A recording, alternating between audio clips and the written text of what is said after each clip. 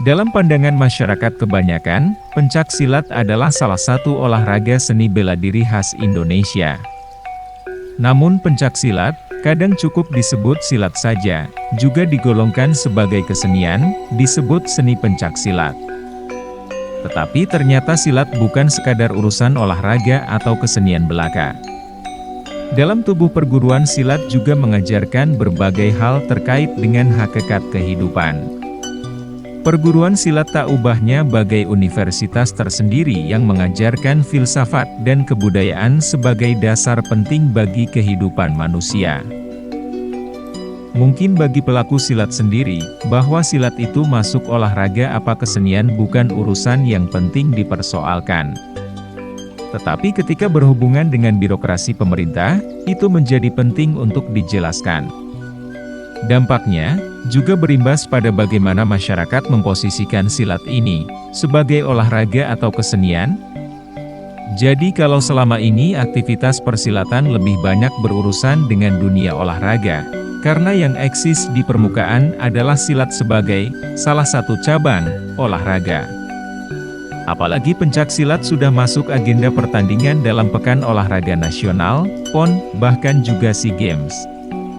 Meskipun, buku yang merupakan hibah Wong Mayono Award ini tidak membahas hal tersebut, namun dalam konteks itulah maka peluncuran buku karya Agus Mulyana yang dilakukan di Gedung Dinas Kebudayaan dan Pariwisata, Disbudpar, Provinsi Jatim dulu menjadi menarik. Sampai-sampai seorang pejabat di institusi tersebut berkomentar, "Baru kali ini saya ketemu dengan komunitas silat." Itulah realitanya. Bahwa silat ternyata masih dianggap bukan bagian dari kebudayaan.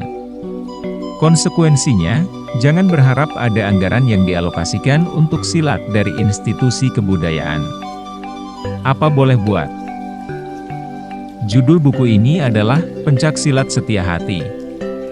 Maka wajar saja muncul pertanyaan pertama dari pembaca, apakah pencak silat setia hati itu?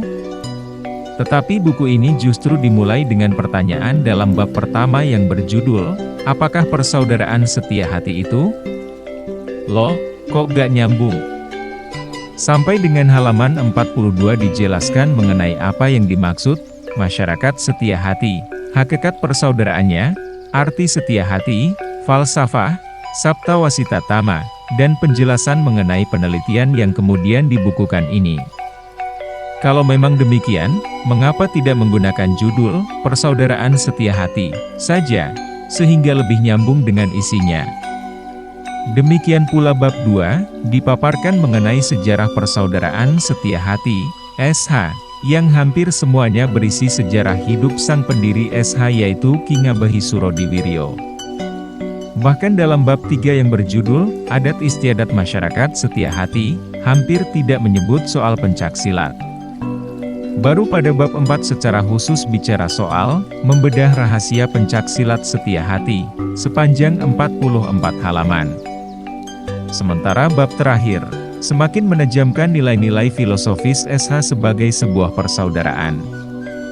Makna persaudaraan itulah yang diulang beberapa kali di sepanjang buku ini, termasuk dalam bab terakhir.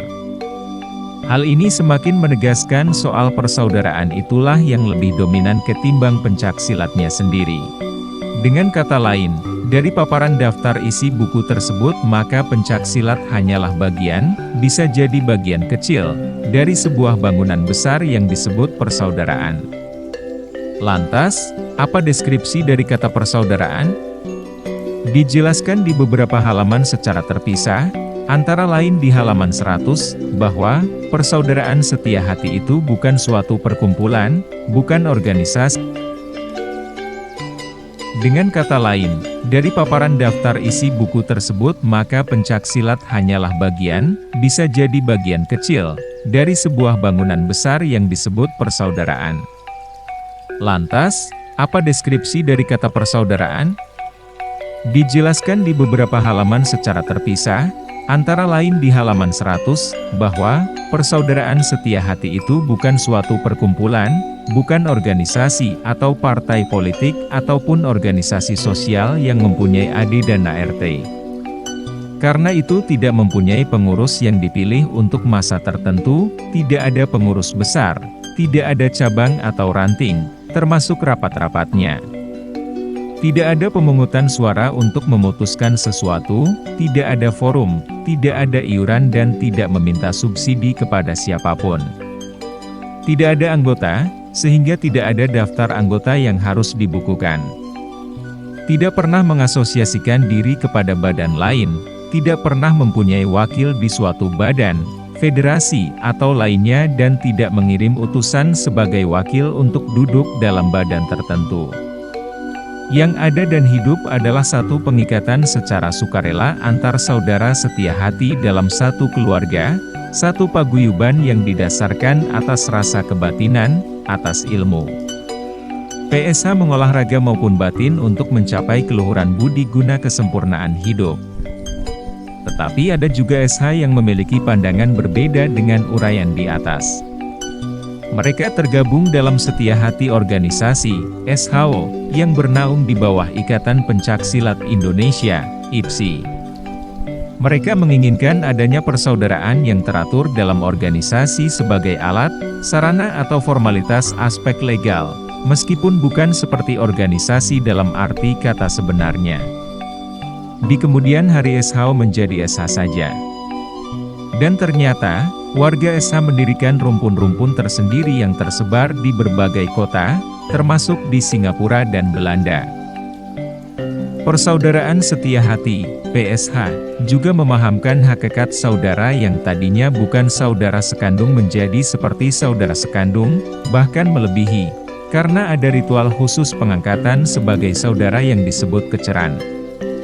Dalam ritual keceran itulah dilakukan pengisian, yaitu memberi wejangan rohani untuk mendorong agar warga SH berbuat lurus, luhur, pikiran dan hatinya terbuka, terinspirasi proses yang dijalaninya sehingga menjadi padang, terang, alam pikirannya sebagai manusia, halaman 127. Prosedur menjadi warga SH itu sangat penting untuk dapat mempelajari pencaksilat SH karena warga SH dilarang mengajarkannya kepada siapapun, termasuk anak sendiri, tanpa terlebih dulu masuk sebagai warga SH. Lagi pula, belajar pencaksilat SH bukan menjadi tujuan utama memasuki PSH, melainkan sebagai kelengkapan untuk memantapkan pendalaman cita-cita SH yakni menjadi manusia utuh yang bertuhan, berguna bagi masyarakat, sanggup mengutamakan kepentingan umum, memihak pada kebenaran, setia kepada sumpahnya dengan berusaha memahami dan mengamalkan falsafah hidup SH yang diterimanya secara sadar dan sukarela, halaman 136. Menguasai pencaksilat SH saja tanpa memiliki cita-cita kemanusiaan yang luhur dan mulia, sama berbahayanya dengan memiliki senjata mematikan yang dengan mudah dikuasai oleh sifat-sifat angkara murka yang tak terkendalikan oleh budi luhur. Teknik pencaksilat SH terdiri dari berbagai aliran pencaksilat, yaitu Silet Tuo Minangkabau, aliran Aceh, Maenpo Sunda, Betawi dan Kuntao Tionghoa. Kesemuanya diambil sari-sarinya dan disusun menjadi 36 jurus atau teknik permainan. Keragaman teknik ini lantaran pendiri SH, Ki Ngabehi Surodiwiryo, melakukan pengembaraan dalam berburu ilmu silat ke berbagai tempat, mulai dari Jombang, Bandung, Batavia, Bengkulu, Padang, Lok Sumawe, dan kembali lagi ke Batavia dan Bandung. Baru pada halaman 142 dapat dibaca mengenai definisi pencak dan silat, pencak silat lahiriah dan pencak silat rohaniah. Yang dimaksud pencak adalah gerakan-gerakan yang dapat ditiru, ditulis atau digambar. Sedangkan silat adalah gerakan-gerakan pertandingan yang dilakukan dari hasil tiruan-tiruan yang tidak dapat ditulis atau digambar. Pelajaran silat dapat diberikan melalui teori secara lisan. Itu semua termasuk pencaksilat dari sudut pandang lahiriah. Sementara pencaksilat secara rohaniah adalah berpencaksilat tanpa pencaksilat. Maksudnya, berpencaksilat tanpa menggunakan jasad, gerak lahir luluh oleh gerak batin, dan gerak batin tercermin oleh gerak lahir. Dengan demikian pencak adalah segala bentuk gerak tingkah laku manusia yang dapat dilihat dan dirasakan secara nyata. Sedangkan silat berasal dari kata silaturahim yang berarti menyambung dan menghimpun. Kata silat juga mengisyaratkan sholat, selain juga bisa pula merujuk pada kalimat fusilat, yang dijelaskan. Jadi, pencak silat secara rohani adalah segala perilaku manusia dalam menegakkan iman dan takwa kepada Tuhan Yang Maha Kuasa dalam mengenal diri pribadi, halaman 143. Nah, sesuai dengan judul buku ini, maka kalau menurut saya, selayaknya penjelasan elementer seperti ini diposisikan di bagian awal. Bahkan, secara keseluruhan bab 4 ini dijadikan bab pertama. Baru kemudian penjelasan secara kilas balik, dijelaskan mengapa kesemuanya itu lahir dan menjadi ciri khas pencak silat setia hati. Atau, alternatif lainnya, barangkali perlu ada artikel pendahuluan yang menjelaskan posisi pencak silat dalam rumah besar bernama persaudaraan. Tapi itulah pilihan penulisnya, atau editornya. Memang sah-sah saja. Ini hanya soal selera editing konten buku, karena kerja editing tidak sesederhana koreksi tata bahasa belaka. Kalau masih boleh cerewet mengkritisi hal-hal teknis dalam buku ini, bahwa judul yang dipergunakan adalah Pencak Silat Setia Hati. Sejarah, filosofi, adat istiadat. Namun dalam urutan penyajian ternyata diuraikan mengenai sejarah lebih dulu, adat istiadat dan baru soal filosofi. Jadi, akan lebih pas kalau digunakan urutan yang disebut terakhir itu, yakni, sejarah, adat istiadat, lebih bagus ditambah kata, dan, filosofi.